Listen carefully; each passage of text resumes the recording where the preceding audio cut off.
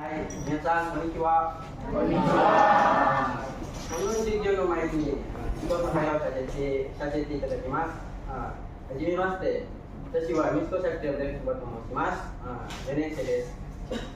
じゃあ、始まりよ。Ini ada yang pernah ke Jepang nggak?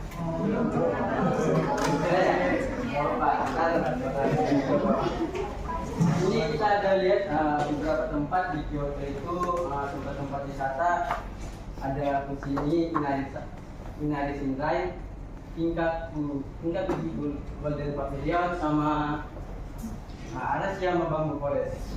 Kemudian di Osaka itu ada Osaka Castle, sama Dontogori District, sama Osaka Kaiyukan Aquarium. Kemudian di Tokyo itu ada Shibuya Crossing, Tokyo Tower, sama Sensoji Temple, sama Kibahara. Nah, ini tuh tempat-tempat di Jepang ini tuh termasuk budaya juga. Budaya itu nggak hanya dari tarian, bahasa atau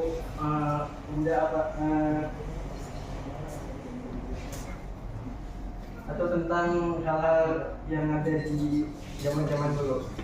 Nah, di Tokyo itu ada salah satu budaya yang lumayan terkenal. Sebenarnya bukan hanya di Tokyo saja, cuma budaya ini lebih terkenal di Tokyo. Tahu nggak ini apa? Bisa. Apa yang kalian tahu tentang ini apa? Bisa. Ada yang tahu? Yang tahu boleh tunjuk tangan? Yang tahu nggak?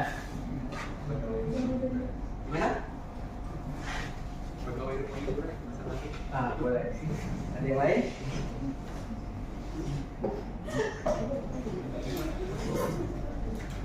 Ada ya? Ada, nggak apa-apa. Jadi apa sih itu Geisha? Geisha itu adalah seniman tradisional Jepang yang tampil dalam seni hiburan seperti menari, bermain alat musik tradisional, menyanyi, dan percakapan. Kata Geisha sendiri berasal dari dua kata kanji. Ge yang artinya berarti seni dan Sha yang artinya orang. Jadi secara rifa, Geisha sendiri berarti orang yang melakukan seni. Untuk sejarah Geisha itu awal mula tradisi Geisha muncul pada periode Edo, yaitu tahun 1603 sampai 1868. Sebuah era di mana seni dan budaya Jepang berkembang pesat. Pada awalnya peran ini lebih banyak dimainkan oleh laki-laki yang disebut taikamochi atau pelawak atau pendamping pria. Kemudian Geisha perempuan pada pertengahan abad ke-18, perempuan mulai memasuki profesi ini dan dengan cepat mendominasi karena bakat seni dan daya tarik mereka. Sejak saat itu, Geisha perempuan menjadi ikon tradisi.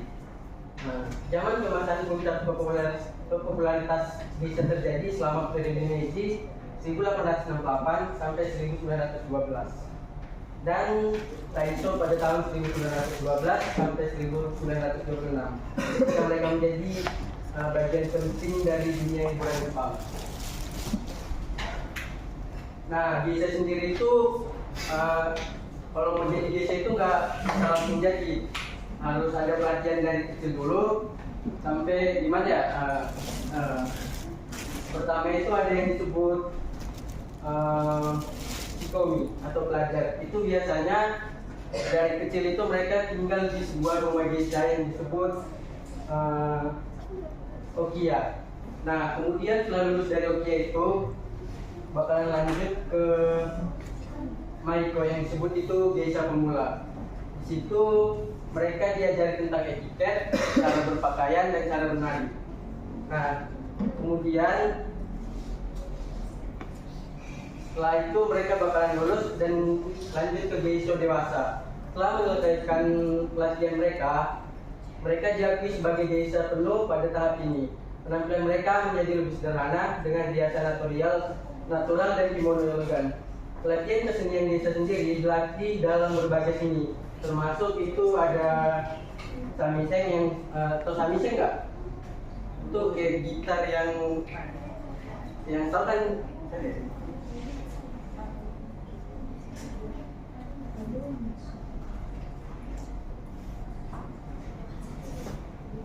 Dia itu bentuk gitar tapi ujungnya itu lebih kecil, bulat, tahu nggak? Nah, gitu. Kemudian itu ada odori, tarian klasik Jepang, nanti bisa kita lihat contohnya. Sama ada sado, upacara minum teh. Kemudian ada ikebana juga yang termasuk seni merakit bunga di Jepang. Nah, seni komunikasi juga itu biasa dilakukan di desa itu pada saat ada tamu-tamu penting yang datang. Di desa sendiri itu ada peran pentingnya, itu termasuk hiburan kelas tinggi. Desa tidak hanya tampil di depan umum, tapi juga dalam acara pribadi seperti jamuan makan di Ocaya atau ramuan dari tradisional atau pertemuan di Riote. Nah, tapi ada beberapa desas-desus yang bilang kalau desa itu termasuk prostitusi, tapi itu salah. Karena kebanyakan mereka itu hanya hadir dalam acara-acara untuk menyambut petinggi-petinggi saja. Kemudian ada juga yang bilang kalau desa itu perempuan yang memakai kimono. Desa sendiri menjadi penghubung antar budaya. Mereka melestarikan seni tradisional Jepang yang langka seperti musik klasik dan tarian. Desa sendiri itu menyimbolkan keanggunan karena dikenal dengan keindahan, kesopanan, dan kecerdasannya. Mereka mewakili kesempurnaan seni dan budaya Jepang. Nah, kalau desa itu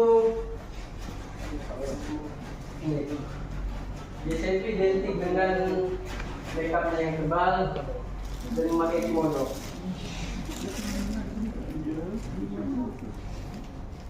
Nah, biasa untuk mereka itu Maiko memakai, sebutannya itu Maiko memakai hiasan tebal dengan wajah putih, bibir merah, dan mata yang diberi aksen hitam. Desa dewasa biasanya memakai hiasan yang lebih sederhana, menonjolkan kecantikan alami. Nah, mereka juga memakai kimono yang sangat elegan dan dibuat dengan tangan desain dan warnanya berubah sesuai musim dan status mereka sendiri. Nah, kalau rambut mereka itu rambut desa biasa ditata dengan gaya tradisional, sering menggunakan aksesoris rambut seperti kain jasi.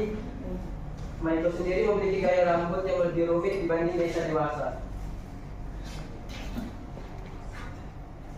Nah, untuk desa itu kan tadi ada beberapa jenis. Sekarang kita tampilkan yang bagian tariannya saja.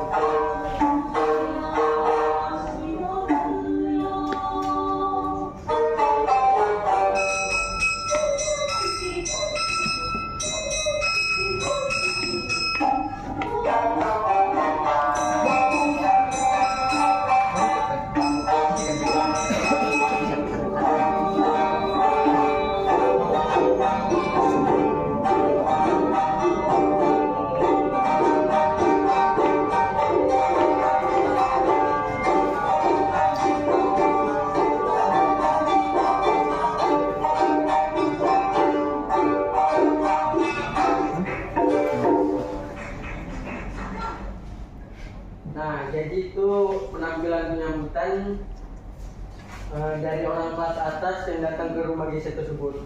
Nah, kalau untuk prostitusi itu sebenarnya memang ada, tapi sebenarnya itu hanya di rumah geisha yang ilegal.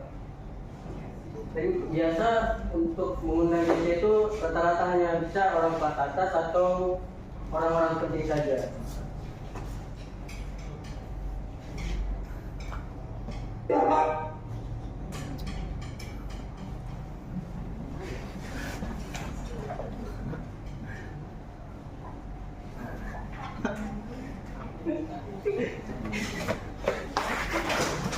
Nah, jadi simpulannya, geisha adalah penjaga seni dan budaya tradisional Jepang yang berusia ratusan tahun. Mereka melambangkan kecantikan, kesopanan, dan keahlian seni yang mendalam. Meskipun tantangan zaman modern mengancam keberadaan mereka, geisha tetap menjadi bagian yang tergantikan dari identitas budaya Jepang. Jadi ada pertanyaan nggak teman-teman? Ada yang mau nanya nggak? Ya, boleh. Siapa namanya? Nama saya Masyarakat. Saya ingin bertanya perbedaan geisha dan oiran. Lalu, kenapa geisha disebut sebagai prostitusi jika nyatanya geisha bukan termasuk prostitusi? Pertanyaan yang bagus. Puisi ya. Bentar ya. Jadi siapa namanya? Masya. Boleh ulang nggak? Tadi perbedaan antara geisha dan Oiran. Kenapa geisha disebut atau masih dipercaya sebagai sesuatu yang termasuk prostitusi?